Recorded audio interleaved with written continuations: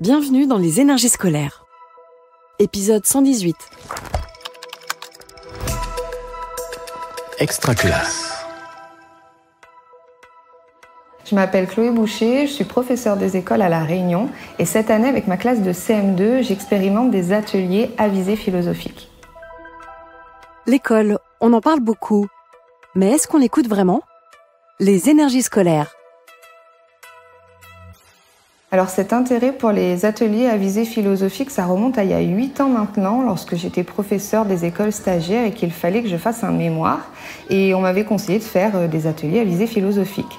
Alors au début, j'ai dit non, pas du tout, parce que pour moi, la philosophie, c'était un très mauvais souvenir. Et en fait, j'ai fini par m'y intéresser, j'ai commencé à lire quelques livres et j'ai trouvé ça vraiment passionnant. Donc j'ai décidé de me lancer là-dedans et ça me poursuit encore actuellement. 8 ans après, je continue les ateliers philosophiques. C'est vrai qu'on parle d'ateliers à visée philosophique, car ce n'est pas l'enseignement de la philosophie telle qu'elle est pratiquée au lycée, mais par facilité de langage et de raccourci avec les élèves, c'est vrai qu'on appelle ça atelier philosophique ou atelier philo. Alors, pourquoi vous êtes là ce matin ? Fort ? Pour l'atelier philo. Pour l'atelier philo, très bien. On va rappeler les règles avant de commencer. Oui, Kayla ? Toujours douter. Toujours douter. On doute de quoi ? Parler de grandes thématiques avec les enfants, effectivement, ça paraît surprenant, mais il faut savoir que nous, les adultes aussi, quand on nous pose des questions sur l'amour, la justice, il nous faut quand même un temps de réflexion. Enfin, c'est pas évident.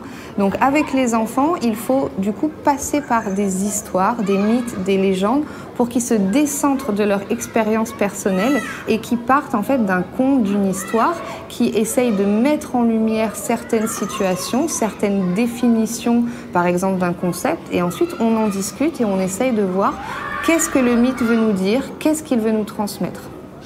Est-ce que l'amour nous rend toujours heureux ? Aujourd'hui, ça va être un petit peu particulier parce que, comme vous avez vu, j'ai mis ici toutes les histoires qu'on a déjà un peu vues et qui parlent d'amour. Aujourd'hui, on va écouter une nouvelle histoire. Donc, j'ai prévu la petite enceinte. Vous êtes prêts ? La légende du voile de la mariée.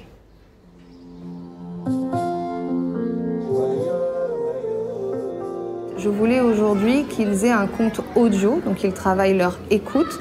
Et je sais que dès que ça touche en fait la réunion, il y a un petit plus en fait, ça apporte quelque chose. Donc le voile de la mariée coïncidait parfaitement avec le thème d'aujourd'hui, l'amour, la haine. Est-ce que l'amour rend toujours heureux ? C'est pour ça que j'ai choisi ça et on le voit, ça suscite de la curiosité chez eux et de la réflexion. Donc c'est parfait. Elle tombe sous le charme et accepte de continuer à le voir à une condition, que son père ne se doute de rien. Pendant des mois. Pourquoi est-ce qu'elle décide de cacher la relation à son père ? Élise ? Parce que après son père, il sera pas content et il voudra encore plus la protéger. Est-ce que l'empêcher de tomber amoureuse, c'est la protéger ? En fait, ce que j'aime dans ces ateliers philosophiques, c'est qu'ils sont capables parfois d'aller plus loin que nous, de voir des choses qu'on n'avait pas vues, de mettre des liens.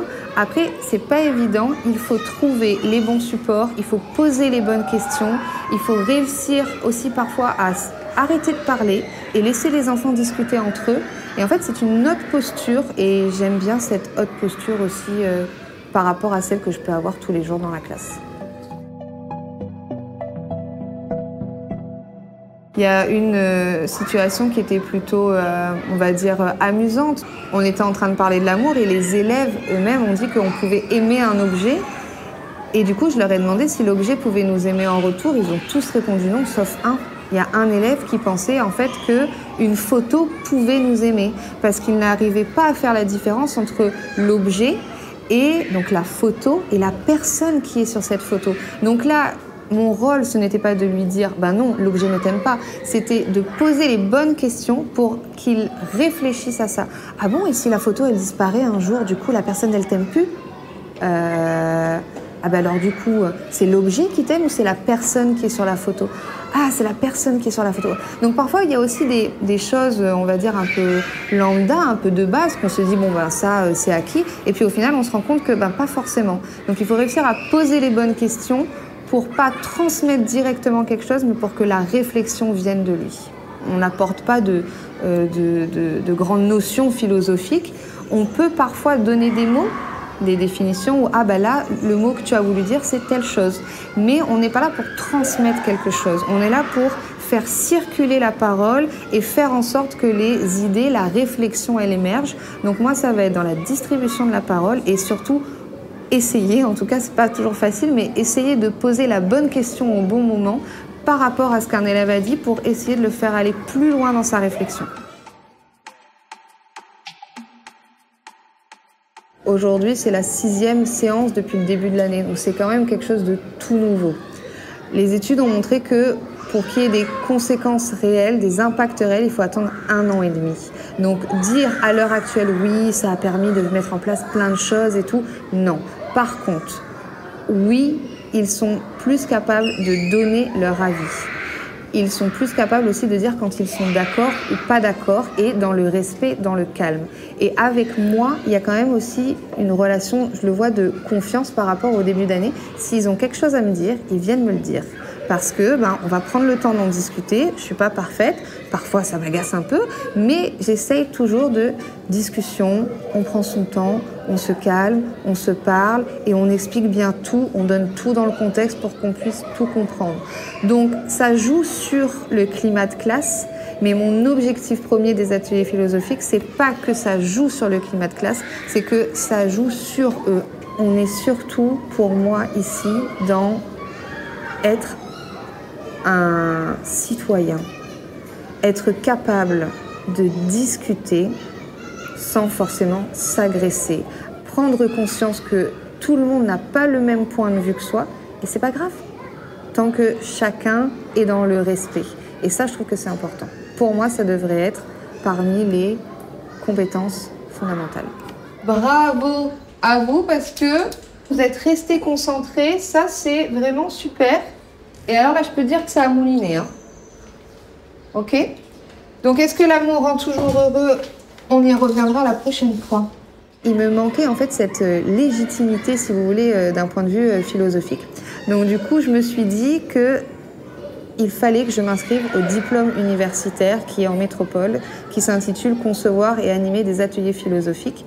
Et ça allait me rassurer, mais surtout, ça me passionne. Donc, je me suis dit, allez, c'est l'année, on y va, je m'inscris au DU. Et du coup, je me suis dit que ça me permettrait aussi de pouvoir en parler, parce que c'est quelque chose qui n'est pas très connu encore quand je peux en discuter avec les collègues ou des amis. C'est vrai que la première réaction, c'est la surprise. Quoi, des ateliers philo avec des enfants? Ben ouais. Et du coup, quand on commence à en discuter, je vois qu'il y a certaines personnes, quand même, ça les intéresse. Ils se disent « Ah, mais comment on fait? Ça serait intéressant et tout. » Et je me dis qu'il y a peut-être des gens qui seraient intéressés pour une formation ou pour qu'il y ait des ateliers philosophiques dans leur classe.